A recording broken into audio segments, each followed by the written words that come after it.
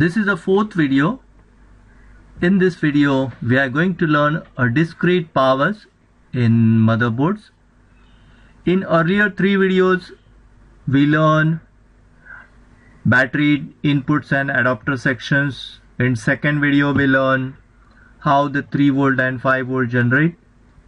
And in third video, we learn how the power turn on and which are the chips are responsible to turn on the power, which are the signals are going and how the signal process, all the steps we learned in the last video.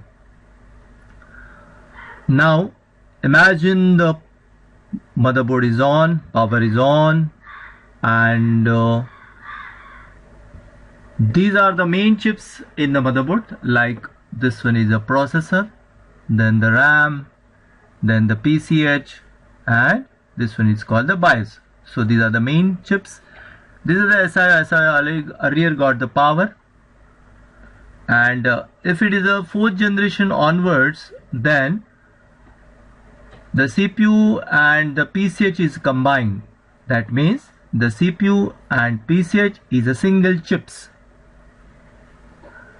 But from 1st generation to 3rd generations, CPU and the PCH is a different entity, the different chips.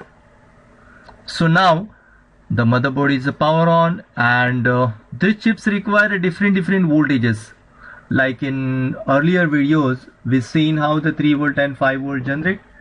But in this sections, now the RAM require a 1.5 volt if it is a DDR3, 1.35 volt if it is a DDR3L, and 1.2 volt if it is a DDR4. Then the PCH require a 1.05 volt, 1.5 volt. CPU require CPU core and graphics core volt, and plus 1.8 volt also, 1.5 also. So these are the different powers they require, and to generate this different power, there are number of buck converters are connected. Like you can see here, these are the buck converter, the different buck converters are there. And here is my adapter input power, that is something 18 volt or 19 volt. Now I earlier told you there are two power inputs. One is adapter inputs and another is a battery inputs. If the power going from adapter, then the voltage will flow like this. It cross these two MOSFET and spread across the buck converter. And if the power working from the battery, then voltage will go from here. So in this chart or in this diagram, we'll see the power going from the adapter, and we connect the adapter here, and now the adapter voltage will flow like this. You can see in this animations. It's going to each buck converters. So there are number of buck converter. Here is a buck converter, here. So many buck converters are there. Each buck converter generate a different voltages. Like in earlier video we seen 3 volt and 5 volt sections. In 3 volt and 5 volt section, buck converter generate a 3 volt and 5 volt. But here are this buck converter. It's look like the same. You can see this buck converter will look like the same, but their output voltage will be a different. Okay, so it's work like that. So now each buck converter got the input power, and that power coming from the adapter. Okay, now we turn on the power. So So before that, this VRG3, this linear 3 volt going to the SIO is turn on. Then this power button, we press the power button, that's called NBS on. As soon as we press the NBS on power button, then there are communication take place between SIO and the PCH. SIO send a RSM/RST, then power button signal, then PCH send him SLP3 and SLP4 signal. So SLP3, SLP4 signal is a confirmation signal from the PCH to turn on the power. Now as soon as SIO got this 2 signal from the PCH, he turn on all this buck converter. Each buck converter have enable signal. The enable signal is a 3 volt signal. Now here the 18 volt got this buck converter, but he hasn't got a enable signal, and this enable signal is getting from SIO, and that voltage is 3 volt. Okay, so now the power button we have pressed and the communication is take place between PCH and the SIO. Now SIO first send an enable signal, that is EC on signal, to this 3 volt and 5 volt sections. So this sections generate a 3 volt and 5 volt. This is a buck converter, and they generate this 3 volt and 5 volt sections. And this side voltage is called the always voltage. Always voltage means the voltage is generate immediately or before the power on. It's called the always voltage.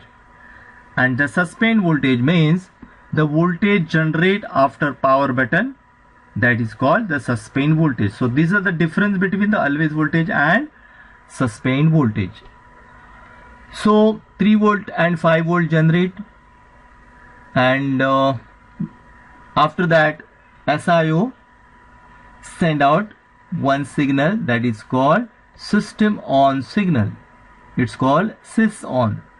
A sys on signal sent by the SIO to the buck converter, and this buck converter generate a 1.5 voltage. If it is a DDR3, then it's 1.5. If it is a DDR3L, then it's 1.35. If it is a DDR4, then 1.2 voltage. And this voltage is basically called the RAM voltage, or it's called the RAM power. That is sys on. SIO send the sys on signal to the buck converter, which generate the RAM supply, and this 1.5 is given to the RAM, to the PCH, and to the CPU. So all these 3 chips get this power. The next SIO generate a SysP. It's called SUSP. SUSP means the suspend on. This SUSP generate this 1.8, 1.05, and he release this always voltage. He trigger this MOSFET gate, and then this always voltage, that is 5 voltage, will transfer from drain to source, and this voltage is called a 5 volt suspend. Here also the same thing. He trigger this MOSFET gates, and this 3 volt always transfer to the suspend, and this voltage is called a 3 volt suspend. So this 3 volt is going to the bias, PCH bias, then 3 volt going to the LCD screen, then audio, then the network, and this 5 volt is going to hard disk, DVD writer, USB, fan, all this section. This 5 volt is going, and this 3 volt is going to network, audio, and PCH bias. So the SUSP signal is responsible to turn on this voltages, and this 1.8 is going to CPU, then 1.05 is going to CPU as well as to the PCH. The final voltage is called the VR on signal. The VR on means to turn on the CPU core voltage. So after getting the confirmation from the different sources by the SIO, then the SIO generate a VR on signal. The VR on signal means the CPU core turn on signal, and here is a VRM section. So this section is a VRM sections. These are two parts of this VRM section. This part is called the CPU core, and this part is called the graphics core. The CPU core voltage is going to the CPU core sections, and the graphics core voltage is also going to the CPU to this graphics department, because the graphics Intel HD graphic chips is inside in the CPU. So this both core voltage given to the CPU, and to turn on this both voltages they need one signal that is called a VR on.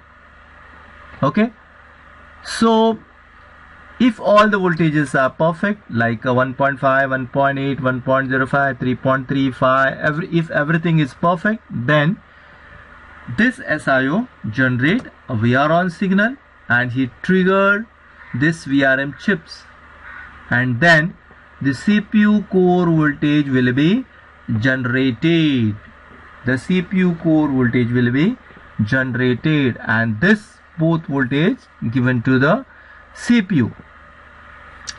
So friend, in this way, so whenever you have a laptop and if you want to check all the voltages, then what you have to do is you have to check a different voltage across the different coil. So what you have to do is you have to keep multimeter on 20 volt, keep your black probe to the ground and red probe to the each coil, and each coil you will get a different voltages, like you will get a 3.3, you will get a 5, then 1.5, 1.05, 0.85, 1.8, then CPU core is something 1 volt and graphics core is something 1 volt. So each coil you should get something voltages, and if one of the coil is not getting output voltage, then that means something is problem in this particular sections.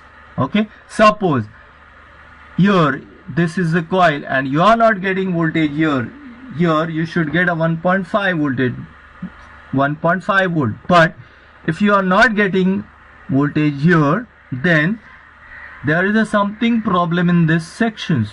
Okay, so what you have to do is you have to check first enable signal.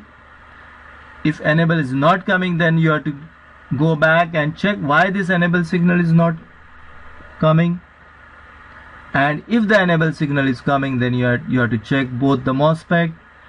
If the MOSFETs are okay, then you have to check the chips, or you have to replace this chips, this buck converter. So in this way you have to locate the problems, and you have to check the voltages. And if all the voltages are okay, so suppose you are checking all voltages are okay, then this VRM chip generate one signal that is called a VRM power good. And this VRM power good signal going to the SIO.